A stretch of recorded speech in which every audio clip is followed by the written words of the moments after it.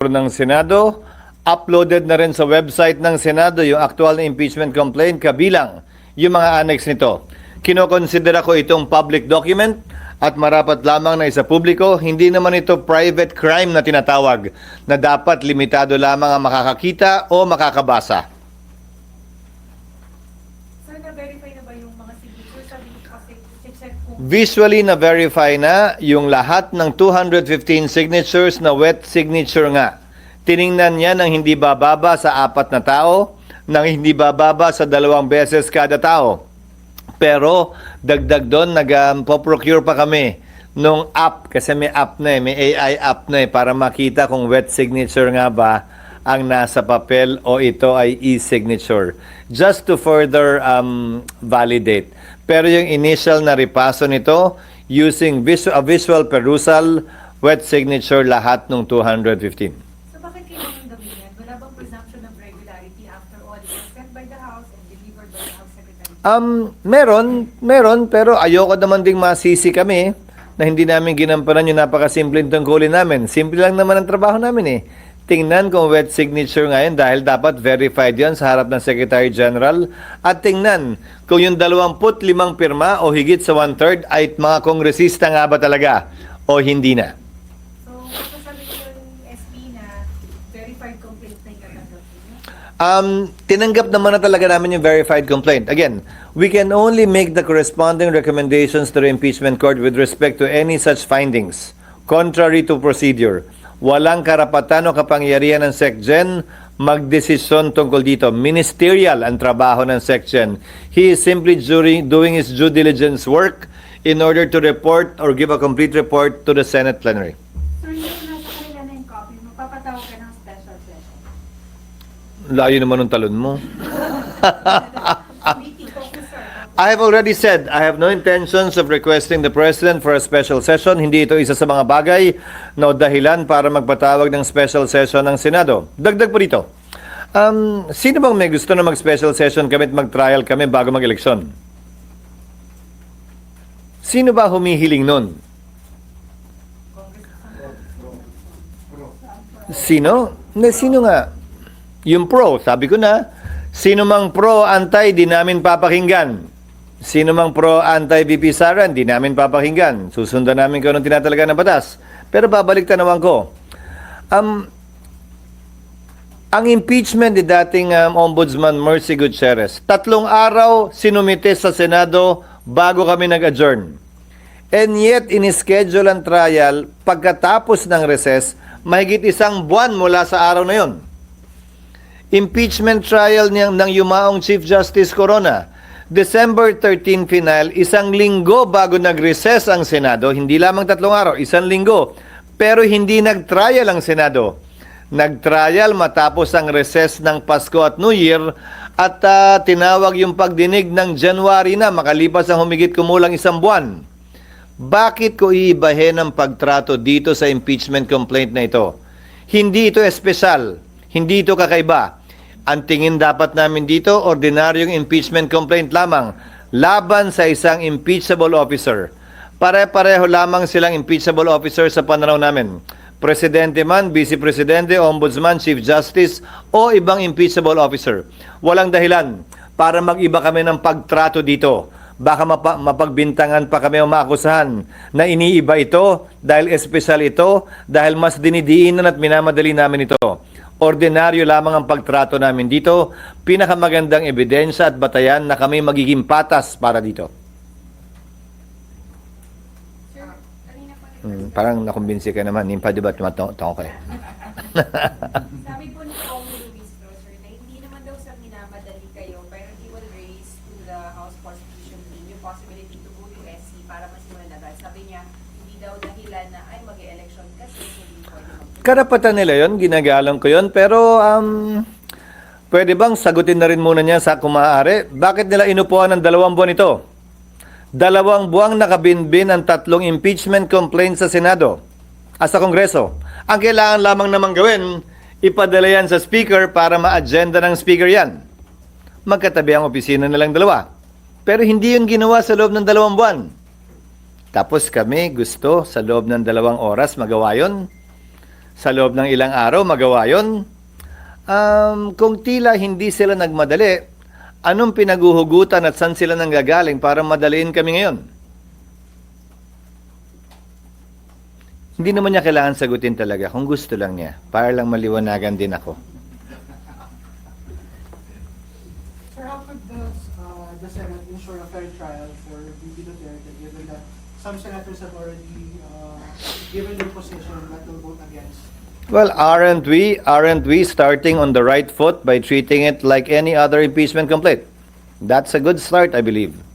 Now, with respect to those who are voicing out their position, I would hasten to remind them once again and admonish them once again to kindly refrain from doing so in order to maintain and keep the impeachment court itself and the process fair, without any prejudgment on the part of any member of the Senate for or against impeachment. Sir, sa rules of impeachment, ano-ano po yung mga items na kailangan nyo pang ayusin? Nag-mention already yung judicial affidavit. Yung pre-trial briefs na isasubmit, yung halimbawa para hindi mag-aksaya ng panahon, yung pag-otorisa sa presiding officer kung nanaisin nila, na gawin lahat ng mga kailangan gawin to take proper order of the subject of impeachment, kabilang na ang pagpapasagot sa nasasakdal, ang pagpapayag ng pre-trial briefs na maisagawa na, upang sa gayon pagpasok ng bagong Senado ng 20th Senate ay talagang dire-diretso na sa trial at wala nang pag-aantala pa na kailangan nating antabayanan at intayin. So kapag nakapag-trial na, ano yung timeline, I mean, yung period na pwede ninyong matapos yung With pre-trial briefs and with judicial affidavits, I think in 2 to 3 months the Senate can do it. If we can hold trial for 4 times a week, 4 days a week, of 5 to 6 hours each, I think that would be sufficient. Basing it on the completed trial of then Chief Justice Corona. Yung pa lamang naman kasi ang natapos natin, di ba, na impeachment trial. Yung iba hindi naman natuloy o hindi natapos. Yes, yung ano kayang magiging question kung tatawid ng 20th Congress? Malayang pwedeng may magtanong, pero anong gusto nilang gawin namin? Finish or not finish? Pass your paper? Ano to? Exam ng grade 3? Hindi pa tapos magpresenta ng testigo yung prosecution at depensa dahil June 30 na. Oh, pagbotohan na natin to. Dismiss na natin to. Ganon? Hindi naman siguro yun ang intensyon ng saligang batas. Ang intensyon marahil, dapat dumating sa punto, ang kaso ay matatapos, mariresolbahan at pagpapasahan. Hindi yung bitin-bitin palagi. Pangalawa, nabigay ko na sa inyo yung example o halimbawa ng mga collegial courts dahil ito ay hindi trabaho ng legislation. Ito ay trabaho ng isang impeachment court. So hinalintulad ko na yan sa Court of Appeals, sa Supreme Court, sandigan bayan ng mga collegial courts. Kahit nga sa ordinaryong RTC, nagpalit ng judge, tuloy naman yung kaso Bibigyan ko kayo ng isa pang halimbawa. Yung SET, yung mga kaso sa Senate Electoral Tribunal, tumatawid ito ng susunod na Kongreso. Bagaman nagpalit ang mga maestrado ng Korte Suprema sa SET, bagaman nagpalit ang membership ng Senado dahil tumawid sa panibagong Kongreso, tumutuloy-tuloy din ang kaso doon at hindi kailangan i-dismiss dahil lamang pumasok ang panibago na namang Kongreso. Maging ganun pa man, ito ang unang beses na mangyayari ito, may karapatan sino man mag-question ito. Pero tulad ng sinabi ko, hanggat walang TRO ang Korte Suprema, gagawin namin kung anong tingin naming tama kaugnay sa paglilitis na ito. Sir, kung consider nyo na dun sa bigay yung rules kasama yung ganito tatawid na sa Pwede, pero hindi naman na kailangan i-specify yon. Dahil halimbawa, kapag inotorisa ang presiding officer na nagkataon ay ako na hindi pa matatapos ang termino ko ng June 30, kung i-autorisa ako na gumawa ng mga ilang order at bagay before or prior to trial, kaugnay ng judicial affidavits, pre-trial brief, de effectively tumawid na po yun ng June 30 dahil ang termino ko'y matatapos pa sa 2028. At sangayon din sa rules ng Senado, magpapatuloy na tagapangulo ang sino man nakaupong tagapangulo ng Senado hanggat hindi nahahalal ang kanyang kapalit sa susunod man na Kongreso o sa loob ng parehong Kongreso. With the senators already furnished with the impeachment complaint and sabi naman na verify yung leading source, magpapatawag na Hindi. Ako hindi ko pa nababasa eh. So you give Mula- them time to... They will be given time to read. They will be given time to review it. We will be sending them a draft of the rules, proposed rules for their review too. Para pagdating ng June 2, wala nang hindi ko pa nababasa, I need more time to read. Wala nang ganoon. Sapat na panahon na to para mapag-aralan nila lahat ng dapat at kailangan at pwedeng tingnan at pag-aralan. And so nag-attend kayo sa drafting ng rules. Hopefully in the next 2 weeks, matapos namin yan, yung draft. And then we'll get opinions from various sectors, the academe, para mabuo namin ito ng may buong tapang at kumpiyansa na sapat na yon. So Senate lang yung legal team mo na yung gagawa, mag-draft ng Yes. rules or with the consultants na? With the consultants na. Tapos ibabato namin sa ilang academe, sa sector na academe, ilang mga kaibigan namin sa academe, basta't hindi sila sasama o kasama sa impeachment trial sa magkabilang panig. Because again, as I told you the last time, balita namin, siyempre marami ng mga abogadong nagkukonsultahan, nag-a-apply, nagkinukuha sa prosecution man o sa depensa. And then saka niyo po i-ibigay din Sa sa mga... mga senador para mabato rin nila sa kanilang mga consultant para pagdating ng period para pag-usapan namin at pagbotohan yan, handa na ang lahat sa kanilang mga panukalang amendment kung meron man. Leslie, doon lang sa, sa mga dates. Sabi niyo sa June 2 possible matalakay, may i-refer sa committee. Tama po ba? Hindi na i-refer sa committee yan. Alam niyo impeachment? Sa plenary agad yan. Plenary, tapos magko-convene agad kayo as impeachment court. Pwede. Unahin muna namin yung rules. Unahin muna namin aprubahan yung rules. Is the Senate also open to subpoenaing VP Duterte's bank? It depends. It depends. The Senate cannot and should not, as an impeachment court, issue opinions regarding that without any party requesting for it. Hindi kami investigador. Hindi namin trabaho hilingin yon. Dapat, kung kailangan talaga yan, may partido, prosecution of defense na manghihingi niyan, at kung objekta ng kabila, pagpapasahan po namin yan. Ayokong pangunahan ng impeachment court kaugnay sa bagay na yan. Asking from preparation po, most likely July or August po ang actual trial. Most likely when the new Congress already enters into its function, that means after SONA. SONA, I think, is on July 21. Tama? Kindly check.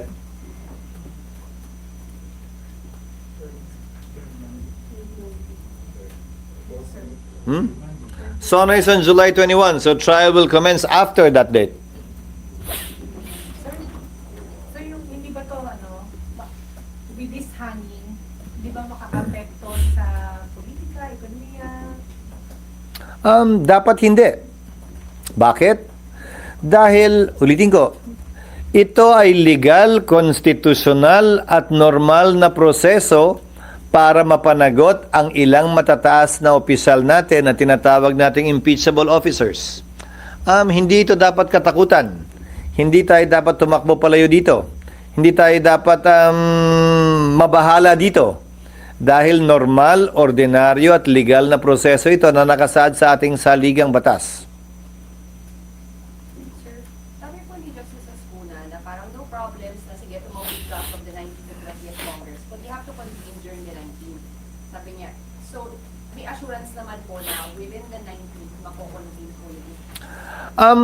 That is an option for the 19th Congress to take because whatever it is that the 19th Congress does, the 20th Congress, dahil aabutan yon, can decide otherwise. Pero definitely, sir, magko-convene kayo sa impeachment court. Again, depende yan sa 19th Congress. Kasi mangyayari yan, 2 beses kayo magsusumpahan, baka may dagdag ground pang umangat eh. Isa yan sa mga pag-uusapan at pag-aaralan namin sa rules. So bahagi yun. Dahil pwede na, ang rules dapat aprubahan namin ha, hindi bilang impeachment court. As a legislative body, dapat namin aprubahan yun. So, pwede naming aprubahan yun na hindi pa impeachment court. At dahil kinakailangan lamang naman ng impeachment court sa trial, lahat ng mga kailangan gawin bago mag-trial, hindi pa naman kinoconvene ng impeachment court. Again, by analogy, let's draw from history. Nung panahon ng corona impeachment, hindi pa yata nagko-convene kung tama ang pagkakaalala ko anong impeachment court. Nag-issue na ng mga summons ang Senate President habang recess para hindi na makaksaya ng panahon. So pwede rin gawin yun dito. Kung pagpapasahan ng 19th Congress na kailangan mag-convene muna tayo bago magawa yan. Decision ng 19th Congress yun. Depende nga kung ano yung may ilalagay sa rules namin. So sir, dun sa timeline, pag June 2, after June 2, nag-refer, mag-convene. Again, don't be confused about and stuck with convening. Kahit mag-convene yung impeachment court, anong gagawin namin? Ang unang-unang gagawin pagkatapos ng rules, papadala ng summons ang nasasakdal. 10 araw para sumagot kung hindi siya hihingi ng extension. Pag humingi ng extension, malamang pagbibigyan naman yun ng isa. Ngayon, pagkatapos nun, 10 araw din para magsumite ng reply. Baka humingi din ng extension. Pagkatapos nun, baka humiling naman yung nasasakdal na pagkakataon magsabit ng rejoinder. Hindi ko alam, pero karapatan niya yun. Karapatan din ng prosecution magsubmit ng rejoinder. Karapatan din ng magkabilang panig kung tingin nila may nais pa silang sabihin o isumite na pleading, magsumite na tinatawag nating ad cautela pleading. So, mahaba pa yun eh. Tapos magpi-pre-trial. Maghahanda sila ng judicial affidavit, pag-uusapan nila kung ano yung mga admission na pwede na lang sabihin, hindi na kailangan patunayan yan para hindi humaba. Okay na kami dyan, tanggap na namin yan. Kaya nga ang tawag pre-trial, di ba? Kasi hindi pa trial pre. Before trial. So, ang daming pang gagawin bago yung actual impeachment court ay kinakailangan umupo at dinggin ng anumang bagay. At sa loob ng 6 na araw, maski na 30 araw, baka nga hindi pa matapos yun. Yan yung sinasabi ni Senator Coco, ang ating minority leader, no interview niya na 10 days. Ubus na yung June 30 Bago magsimula kasi ang trial, kailangan lahat yun matapos muna. Kaya nga pre-trial ang tawag doon. Pero at least, ST, definitely, maaprobahan yung rules, makakapanumpa kayo sa impeachment charges. And then, Baka nga hindi pa kailangan dahil kung nakalagay sa rules na pwede nang gawin lahat yan, kung nakalagay sa rules na pwedeng gawin yan ng presiding officer nang hindi kinoconvene ng impeachment court, posibilidad yon. Ayoko lang pangunahan. Ngayon pag sinabi din naman ng mayoriya na convene tayo, authorize ka namin. Pwede rin yun. Nasa sa kanila yan. Ayokong pangunahan. Kasi nga itong proposed rules na to, isusumite pa lang namin sa kanila. Sorry. Kasi pa sabi ni, as po na rin po ulit to sir, sabi niya, palagay daw niya magkakaproblema kung hindi masimula ng 19th Congress. Kasi raw po, it's possible na yung mga pumirma na congressman hindi na manalo. So hindi na 1/3, hindi na kompleto. So kailangan... We will cross the bridge when we get there because at any point in time, dahil tumawid nga, the new Congress can always vote to withdraw the impeachment complaint. What is preventing them from doing that? But even if they do so, the decision to allow it is still the decision of the impeachment court. Nasa amin Hindi sila pwedeng mag-withdraw nang sila lang ang magdedesisyon. Without prejudice, with prejudice, ano ba yan? Pero yung kinakailangan boto sa aking pananaw, bagaman wala yan sa saligang batas, must be more than 2/3. It must be more than 2/3 vote dahil dapat less than 1/3 na ngayon yung may iwan. Higit sa 2/3 yung may gustong i-withdraw yon. Pero sa dulo, decision pa rin ng impeachment court yan. Hindi porkit gusto nilang withdraw, automatic mawi-withdraw yan. pero sir, di ba yung capacity nila sa pagpapile ng complaint is because they are congressmen. So, what happens kung sa pagpasok ng 20th sa Congress, hindi na sila congressman, wala nang one... Again, that is a subject matter for the impeachment court to decide. Kung less than 1/3 na lamang yung nanalo, matapos na eleksyon ito natatawid sa 20th Congress, if the proper motion will be made by either side, pagpapasa ng impeachment court yan. Kung i-dismiss na or... To my mind, we cannot do that and we should not do that motu proprio or on our own. Someone should ask for it. Again, the court generally should be a passive body. Meaning pagpapasahan namin kung anong ilalagay sa harapan namin para pagpasahan. Hindi para sa amin ang pangunahan ng magkabilang partido at panig na gawin nyo to, wag nyo gawin to, wag nyo gawin to. Bago kami may gawin, dapat may humiling. Dapat may humiling either from the Senate Or from the parties. I would prefer that it come from the parties. So, SP, kung matatapos yung June 13, tapos hindi pa kayo napagsigawa ng pre-trial, wala mangyayaring impeachment trial during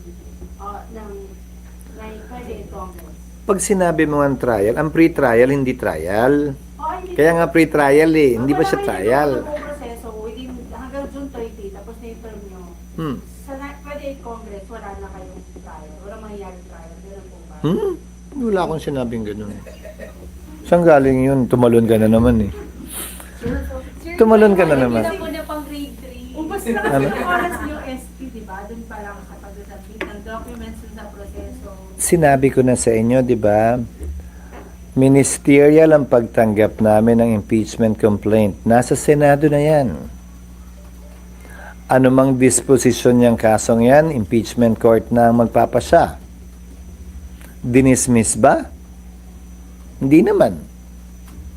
I-dismiss ba namin kung hindi namin matapos lahat ng kailangan gawin? Malamang hindi. So, sino ka, siya o sila para magsabing wala na? Eh hindi pa pinagpapasahan ng impeachment court. SP, kasi siguro yung gusto namin mag-picture SP na kung kahit one day makapag-convince kayo in one day. Wala ngang anong gagawin nga. Anong gagawin? Hindi naman kami pwedeng tumanggap ng testigo. So, Wala kaming gagawin.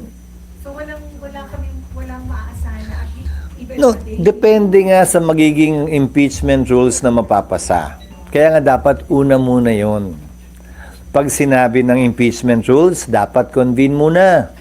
E di magko-convene kami. Bago itong lahat ng tumagawa, e di magko-convene kami. Pero pag hindi yon ang nakasaad sa rules namin at pwede na namin gawin to nang hindi nagko-convene, e di hindi kailangan mag-convene.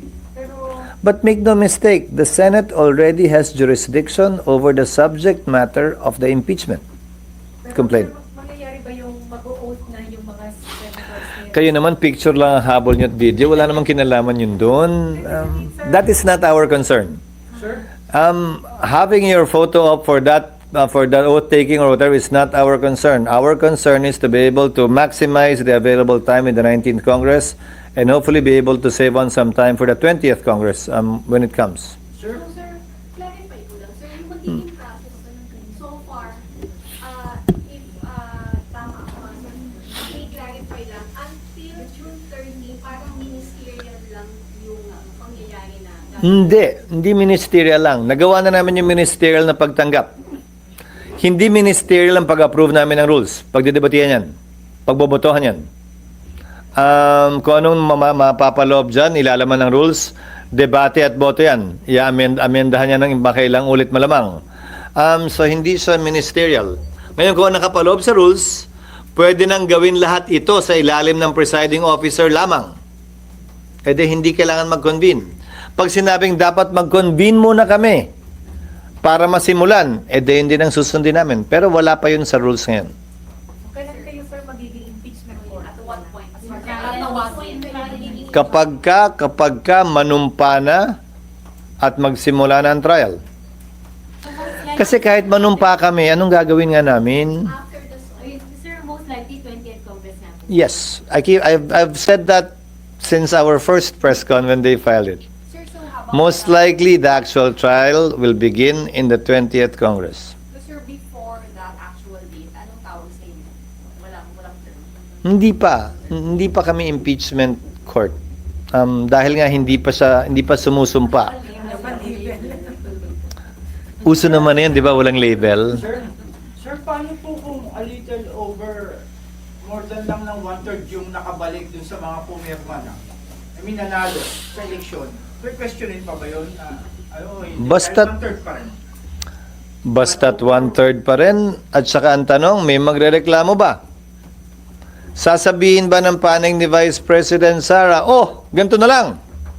Again, hindi kami pwede manguna. A court is a passive body.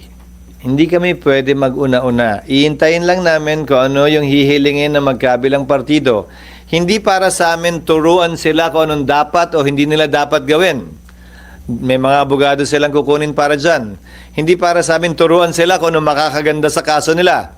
Desisyon nila yan. Sila ang bahala dyan. Hahayaan namin silang gawin yan.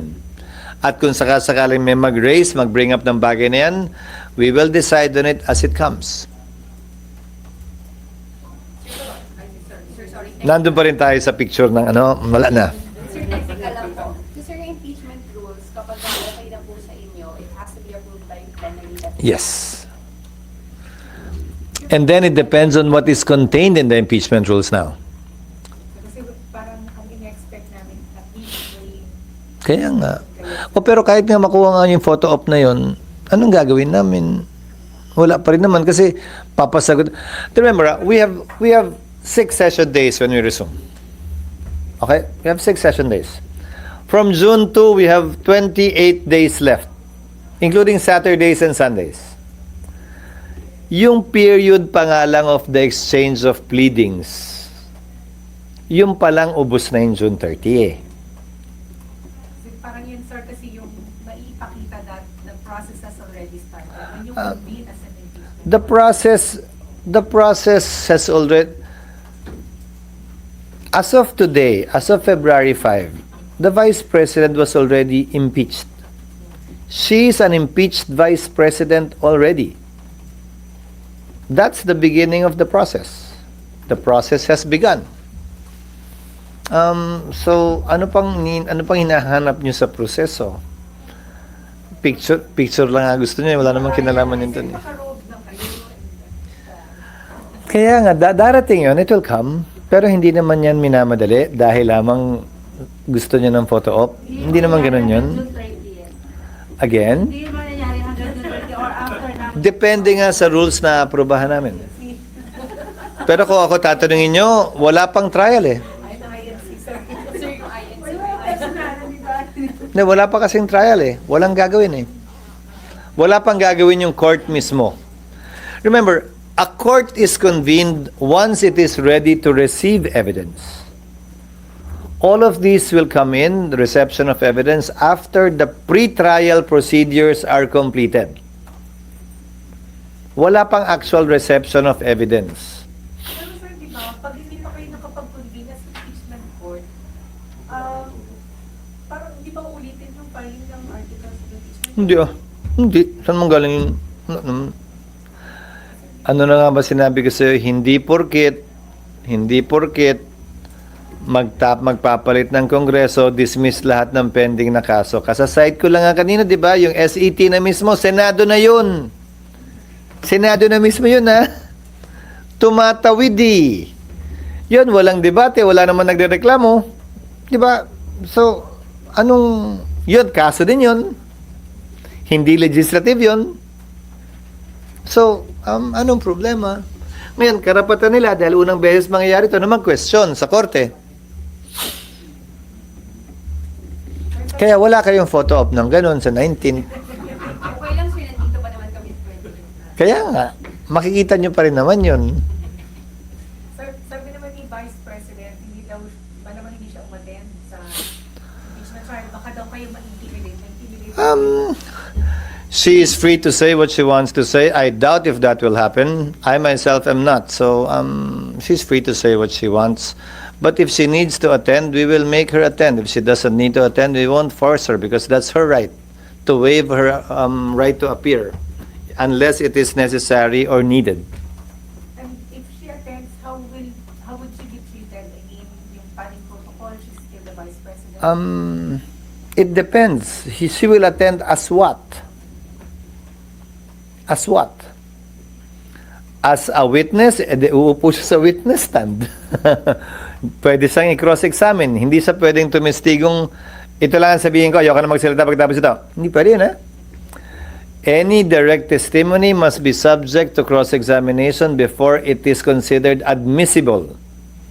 Pwede siya magsalita kung gusto niya, pero kung hindi siya magpapa-cross-examine, may karapatang i-strike yung testimonyang yon. Will she attend as a spectator? Will she attend as a lawyer, lawyering for herself? It depends in what capacity she will attend. And she will be accorded the treatment depending on the capacity that she will be attending. As a lawyer, then she will sit with all the other lawyers. As a witness, she will sit in the witness stand. As a mere spectator, not part of the legal team, she will sit in the gallery. VIP gathering. I'm sorry? VIP gathering or the ordinary gathering? Most likely VIP gallery. Why will we not accord respect not only to her but to her office? Of course we will. I'm sorry, on mining fiscal regime, is the Senate open to instead implementing an export tax on oil instead of the ban? That was not talked about and considered. If it's a tax, it must emanate from the House. That was not the subject matter of a hearing in the House and also in the Senate. Hence, it would be unfair to impose a tax that was never heard, especially by the House, given that all tax measures must emanate from the House. But sir, is the Senate still open to reviewing the ban on oil instead? Because miners are against this. Bakit sila against? Because it will affect their earnings. Yung kita nila maapektuhan. Paano naman yung kita ng ordinaryong Pilipino? Paano naman yung ekonomiya? Paano naman yung sariling steel industry natin para magmura naman ang presyo ng bakal dito sa ating bansa na ginagamit sa construction? Hindi naman pwedeng sila na lang. Isipin naman nila ibang tao. And remember, the Mining Fiscal Regime Bill seeks to make it easier for them to do mining. Ito lang yung sukling hinihiling namin. Ito yung kapalit na babalik naman sa tao, hindi lang para sa kanila. I hope they will not be that selfish in deciding on these matters. I think they should think of their country because after all, they are Filipinos. Bearing in mind that the Constitution requires Filipinos only to engage in mining, although they can have an FTAA. Sir, yung merong announcement ng Malacanang for a new appointee sa COMELEC coming from, Meron na ba? Parang wala pa. meron na sir, from si Attorney Casing who is from the law department. Hmm. Is that on the right track na magagaling na mismo sa loob ng Yes, pinanawagan ko yan. Sinagot ko yung suwestyon ng isang abogado na dapat daw manggaling sa rekomendasyon ng oposisyon yung mga ipapalit. Ang sagot ko'y hindi dapat manggaling sa hanay ng oposisyon o ng administrasyon. Kung ako ang tatanungin, dapat kumuha ng tigaloob. Tigaloob dahil dati ng impartial, dati ng patas, dati ng parehas, at alam niya na ang trabaho ang kailangan niyang gawin. At hindi na kailangan turuan pa. Lalong-lalo na, nasa kalagitnaan na tayo ng eleksyon. Magsisimula na ang unang araw ng kampanya, bukas na bukas mismo. Pero sir, pagbalik niyo pa siya masasanay sa Oo, pero ad interim appointee siya. Ibig sabihin, meron siyang buo at kompletong kapangyarihan bilang COMELEC Commissioner, bagaman hindi pa siya nakakonfirm ng Commissioner appointments dahil nga ad interim appointee siya. Pag-resume namin, kung siya'y hindi mako-confirm o yung pangalawa hindi mako-confirm, kailangan siyang i-repoint uli ng Pangulo pag-recess namin para mapagpatuloy niya yung kanyang trabaho habang kami naka-recess hanggang bago mag-SONA. Sir, may humingi na lang support sa inyo dun sa mga re-election ni Senators na sa kanilang kampanya. Wala. Ang nagpa-endorse pa lang sa akin nung huling araw si Tol. Nag-video-video kami dyan sa opisina niya. Si Tol lang yun ang hingi ng ika nga formal na endorsement. Bagaman niyaya ko ang lahat ng mga kasamahan kong re-electionista sa Senado, maski na yung mga kaibigan ko na tumatakbo, na magiging karangalan kung tanggapin sila sa aking lalawigan, ang lalawigan ng Sorsogon, kung sakasakaling mapapadpad sila doon at ako'y nandun din. Sir, may sinabi kayo kanina na sigurado na or check na lilipat ang Senate sa new building. Ang tina-target namin ay late 2026 or late 2027.